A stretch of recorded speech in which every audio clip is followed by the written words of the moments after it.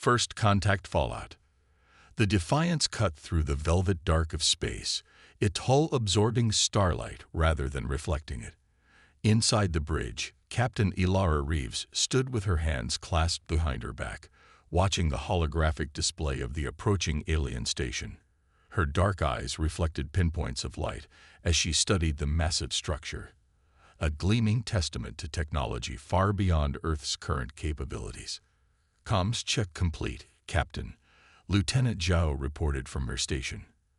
"Translation protocols are online and functioning at optimal capacity."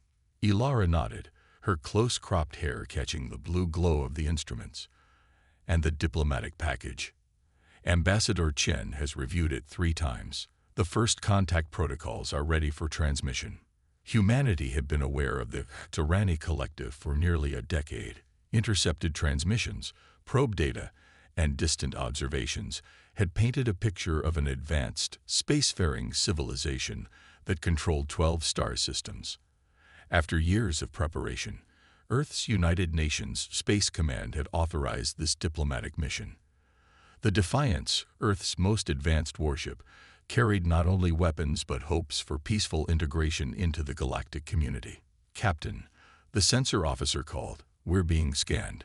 Multiple energy signatures targeting the Defiance." Ilara frowned. "Expected but concerning. Maintain defensive posture, passive systems only. No aggressive stance." Ambassador Chen entered the bridge, his formal diplomatic attire a stark contrast to the utilitarian uniforms of the crew. "Captain Reeves, are we ready to make history?" "As ready as humans ever are," Ilara replied with a thin smile. "Standing by for their response to our approach request." The massive viewscreen flickered to life, displaying an alien being. Its features were avian: feathered crest, sharp beak-like protrusion, and eyes with horizontal pupils that contracted as they regarded the humans. "Earth vessel." The translation came through. "I am High Commander Zex Toral of the Tyranny Collective. Your approach is permitted.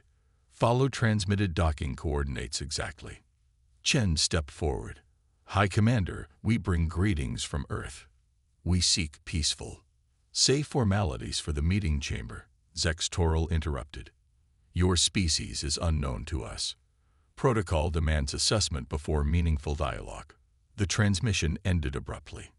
"Charming," Ilara muttered, then straightened. "Helm, follow those coordinates. Security, standard diplomatic protection protocols.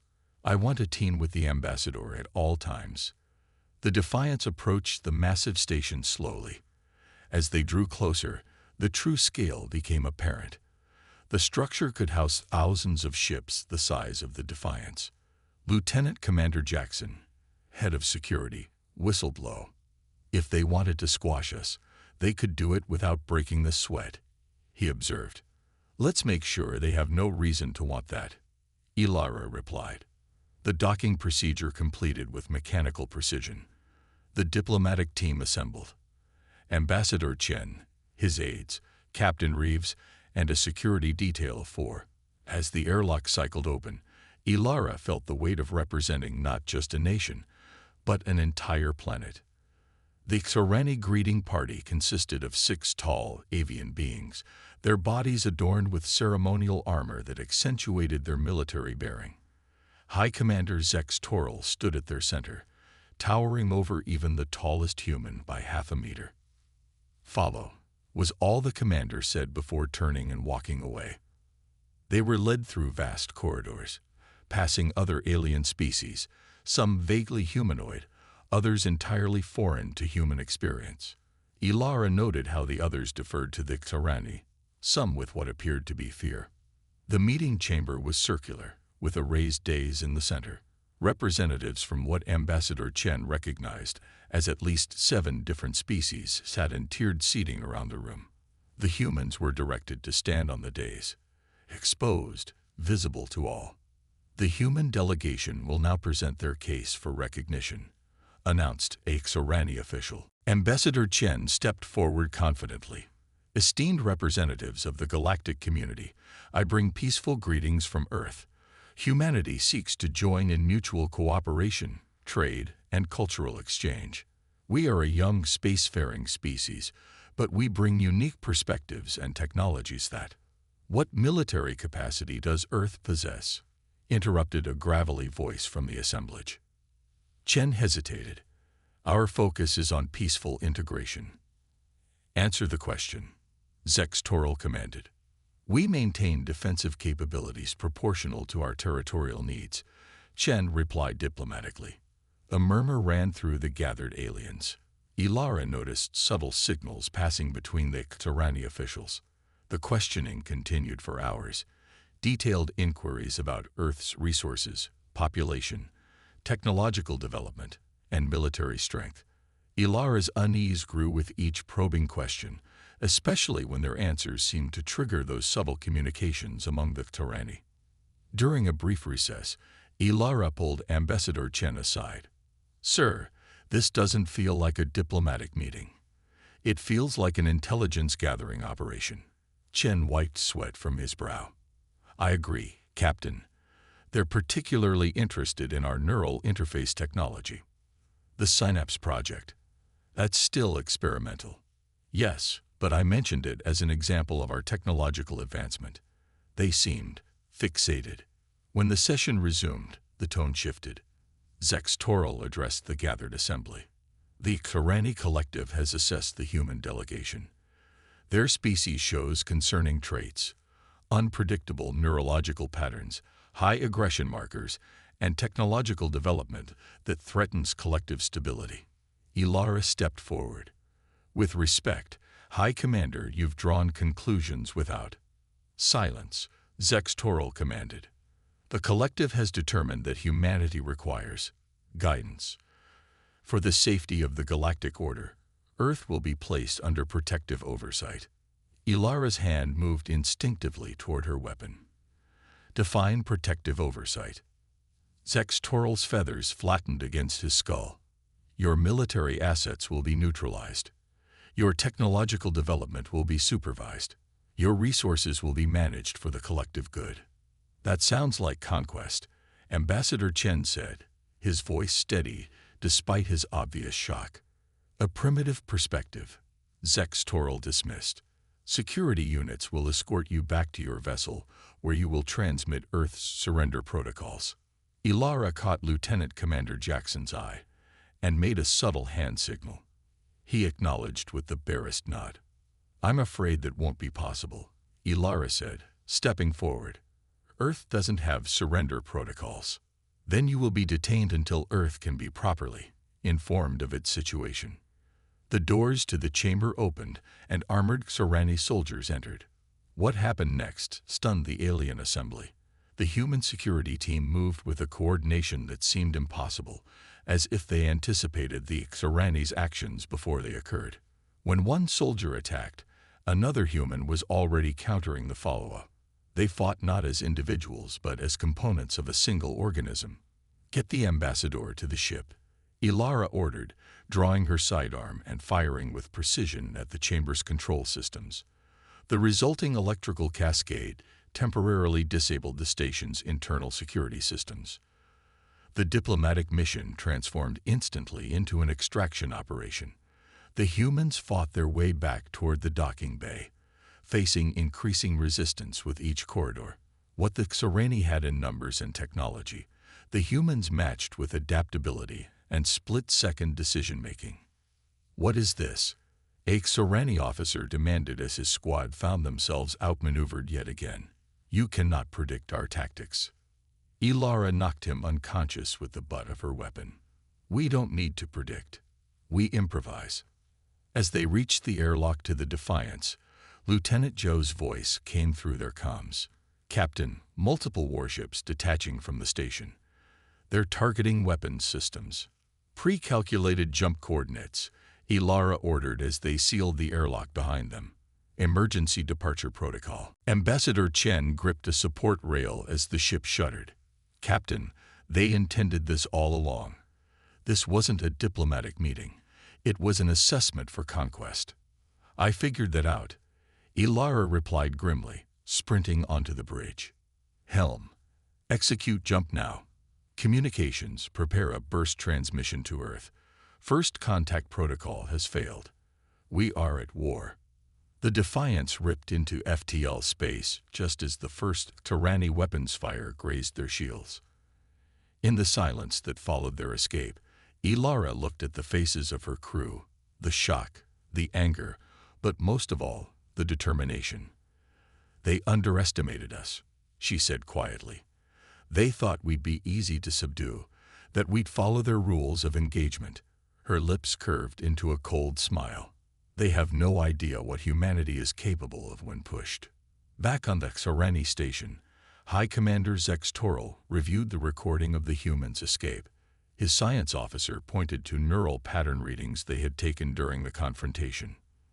Their brains function differently than any species we've encountered, the officer explained.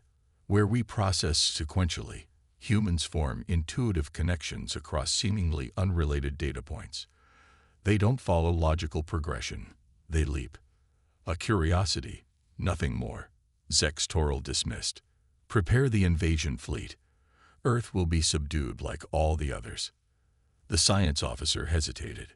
High Commander, I must advise caution. These neural patterns suggest capabilities we don't fully understand. Zex Toril's feathers bristled. They are primitives with barely a century of space travel. The collective has stood for millennia. What threat could they possibly pose? As the Defiance hurtled through FTL toward Earth, Ilara Reeves made a log entry. We've encountered a hostile galactic power that considers us a threat not because of our technology or military strength, but because of how we think. They fear what they don't understand. And soon, they'll have reason to fear what we can do. Humanity unleashed. 6 months after the Defiance's desperate escape from Tyranny space, Earth had transformed. Old national rivalries had dissolved in the face of existential threat. Military installations dotted the lunar surface. Orbital defense platforms ringed the planet.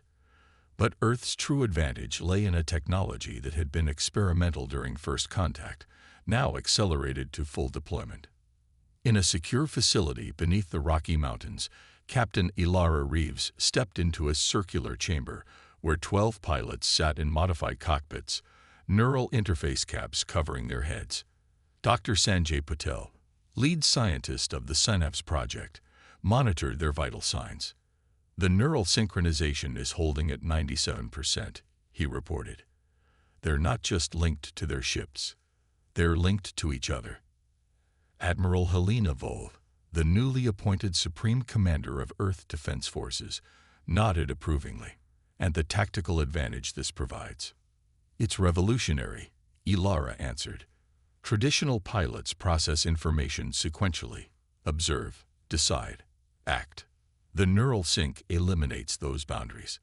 The ship becomes an extension of the pilot's body, and the squadron functions as a single organism with distributed consciousness. On the main display, simulation results showed a squadron of 12 neural sync fighters consistently defeating enemy forces 5 times their number. It's not enough, Admiral Voz said grimly. Our intelligence suggests the Tyranny control hundreds of worlds, with vassal species providing additional military assets. Even with this advantage, we're outnumbered. Then we need allies, Ilara replied. Species who have suffered under Xorani dominance. That's why you're here, Captain.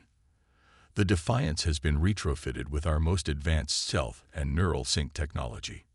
Your mission is to find those potential allies while our defensive preparations continue. 2 months later, the Defiance hung in orbit around Talius IV, a jungle world on the fringes of Xorani territory. Through the ship's advanced sensors, Ilara observed a settlement where insectoid beings called the Vextal lived under Xorani occupation. Scanning shows minimal orbital defenses, Lieutenant Zhao reported. The Xorani don't consider this world strategically important. Ilara nodded. Perfect for our first contact. Security team with me. Standard first contact protocols, but be ready for anything.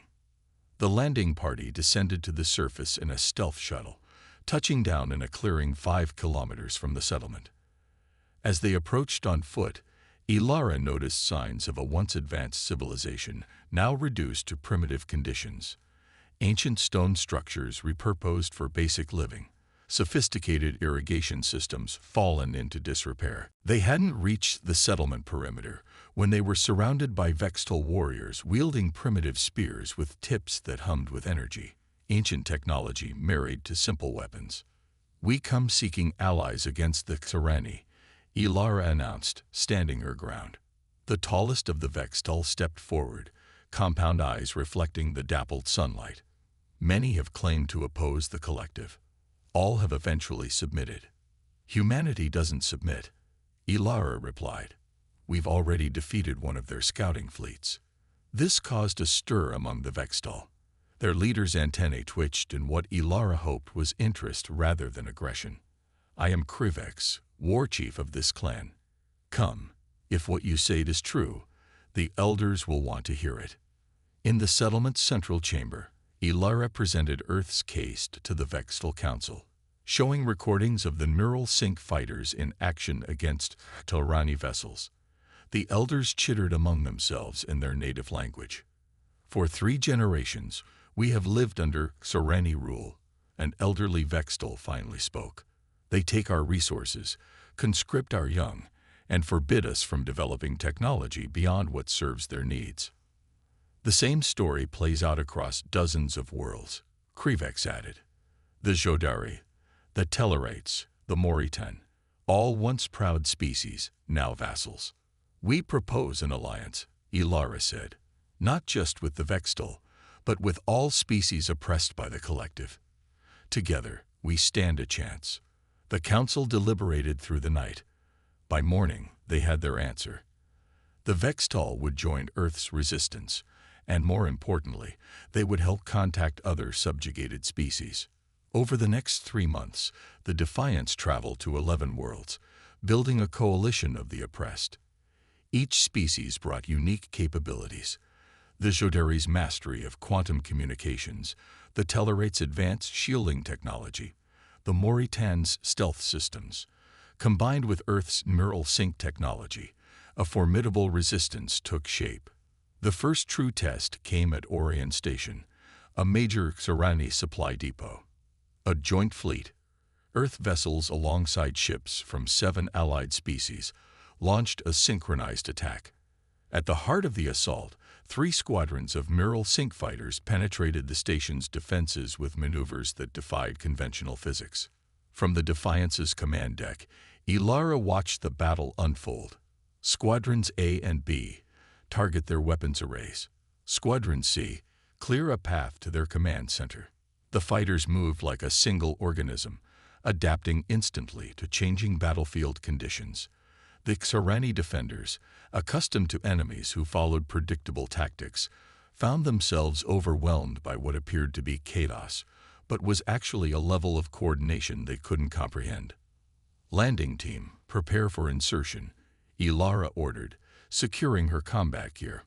"We're going to take their command center intact." The boarding party consisted of humans, Vextal, and Jodari, each bringing complementary skills to the mission. They breached the station through a maintenance airlock, bypassing the main defenses. Inside, they encountered heavy resistance. Xorani security forces fought with disciplined precision, but the human-led team countered with unpredictability. Where Xorani troops expected a frontal assault, they found flanking maneuvers. When they prepared for standard tactics, they faced improvised approaches that seemed senseless until the trap closed. Ilara led the final push to the command center, charging through the main doors as Vextal warriors provided covering fire. Inside, High Commander Xextoral himself stood at the central console, his feathers bristling with rage. "You," he hissed, recognizing Ilara. "The primitive who escaped. The human who's about to capture your command station," she corrected, training her weapon on him. "Your forces at Orion Station are defeated, Commander. Surrender." Xextoral's eyes narrowed. "Impossible. Our tactical simulators predicted a 99.8% victory probability." "That's your fundamental mistake," Ilara replied. "You can't predict humans. We don't follow the patterns your simulations expect. The station's capture sent shockwaves through the collective. For the first time in living memory, a Xerani command post had fallen. More significantly, the subservient species were rising up, inspired by humanity's example. In the weeks that followed, rebellion spread across a dozen worlds. The coalition fleet, growing with each victory, pressed their advantage. The Xerani, accustomed to unquestioned dominance, found themselves fighting an enemy who refused to engage on predictable terms. 3 months into the campaign, the coalition forces reached Xerani Prime, the collective's homeworld. A massive fleet assembled, Earth vessels alongside ships from 23 species, all united against their former oppressors. On the Defiance's bridge, now serving as the coalition flagship, Ilara addressed the commanders of the Allied forces. The Xerani believed their superiority was inevitable, that their logical, sequential approach to warfare made them unbeatable. They failed to understand that strength comes in many forms: human unpredictability, vextal resilience, Jodaric communication, Telluric defense. Together, we represent something they cannot model or predict. The final battle for Xerani Prime lasted 3 days. Neural sync squadrons led precision strikes against key military installations, while Allied ground forces secured strategic locations. Finally, surrounded in their capital city, the Xerani High Council requested terms. In the Grand Council chamber, where the collective had once dictated the fate of countless species, representatives of the coalition now stood victorious. Ilara, as Earth's representative, addressed the defeated Xerani leaders. Your empire was built on subjugation, on the belief that your way of thinking, your approach to the universe, was superior. Today proves otherwise. The coalition doesn't seek your destruction, but your empire of domination is over. The terms were straightforward: independence for all subjected worlds, reparations for resources taken, and demilitarization of Xerani forces. The once mighty collective would join the new Galactic Confederation as equals, not rulers.